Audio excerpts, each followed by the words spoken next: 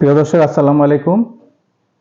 গতকাল ত্রয়োদশ জাতীয় সংসদের প্রথম অধিবেশনে পর্যবেক্ষক হিসাবে আমন্ত্রণ পেয়েছিলাম বাংলাদেশ জাতীয় সংসদ সচিবালয় থেকে। দেখতে গিয়েছিলাম যে বিএনপির এই বিজয়ের পর তারেক রহমানের নেতৃত্বে প্রথম সংসদ কেমন হয়। প্রত্যাশা ছিল যে সৌহার্দ্যপূর্ণ পরিবেশেই হয়তো শেষ হবে, কিন্তু আমরা বিরোধী দল থেকে যা দেখেছি তা নিয়ে আজকে আলাপ করার জন্য আপনাদের সামনে হাজির হয়েছি। একটা গণঅভ্যুত্থানের পরে একটা অন্তর্বর্তীকালীন সরকার গঠন হয়েছিল। সেই সংবিধান অনুযায়ী পরিচালিত সেই সরকার একটা নির্বাচন দিয়েছে, গণভোট দিয়েছে। ওই নির্বাচন অবাধ, সুষ্ঠু এবং নিরপেক্ষভাবে হয়েছিল বলে আমরা বিশ্বাস করি, এবং সেই নির্বাচনের ভোটে 209টি আসন নিয়ে বিএনপি ক্ষমতায় এসেছে এবং গতকালকে বিএনপির নেতৃত্বে জনাব তারেক রহমান সংসদের নেতা হিসাবে এবং ডক্টর শফিকুর রহমান সংসদে বিরোধী দলের নেতা হিসাবে সংসদ শুরু হয়েছিল। আমরা দেখেছি একটা ঠুনকো একটা ইস্যু নিয়ে যে তুলকামাল কাণ্ড হয়েছে, যেটা আসলে সংসদের সৌহার্দ্যপূর্ণ পরিবেশ নষ্ট হয় এবং আমাদের যারা সাধারণ মানুষ আছে তাদের কাছে একটা ভিন্ন বার্তা পৌঁছে। এই বিতর্কটা বা এই যে দ্বন্দ্বটা, এটা ছিল একটা অহেতুক একটা ইস্যু।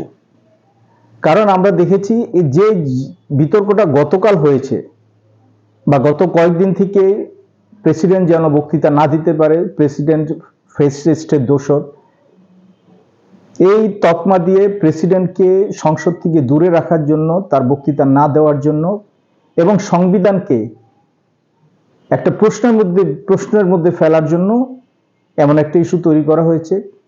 এই ইস্যুকে আমি বলবো না যে এটা অপ্রত্যাশিত ইস্যুটা প্রত্যাশিত, এবং এটা আমরাও চেয়েছিলাম যে শেখ হাসিনার সঙ্গে সঙ্গে শেখ হাসিনা প্রেসিডেন্টও যেন চলে যায়।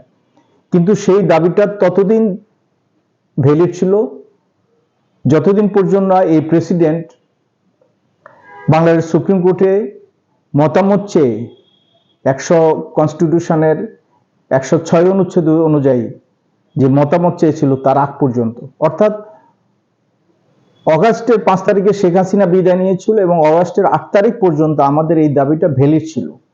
কিন্তু যখনই এই প্রেসিডেন্টের পরামর্শ অনুযায়ী বা তার মতামত অনুযায়ী, চাওয়া অনুযায়ী এই সংবিধানের 106 ধারার মতামতে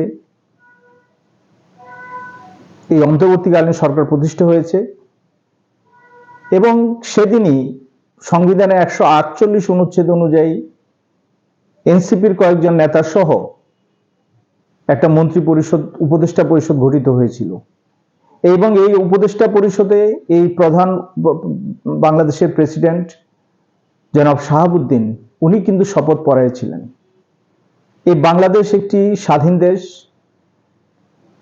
প্রেসিডেন্ট পদ একটা ইনস্টিটিউশন। প্রেসিডেন্ট পদ হচ্ছে বাংলাদেশের সর্বোচ্চ পদ, এবং এই প্রেসিডেন্টকে অপমানিত করা, এই প্রেসিডেন্টকে অবজ্ঞা করা হচ্ছে বাংলাদেশকে অবজ্ঞা করা। আমরা যতদিন এই কনস্টিটিউশন মানব ততদিন আমরা এই প্রেসিডেন্টকেও মানতে হবে।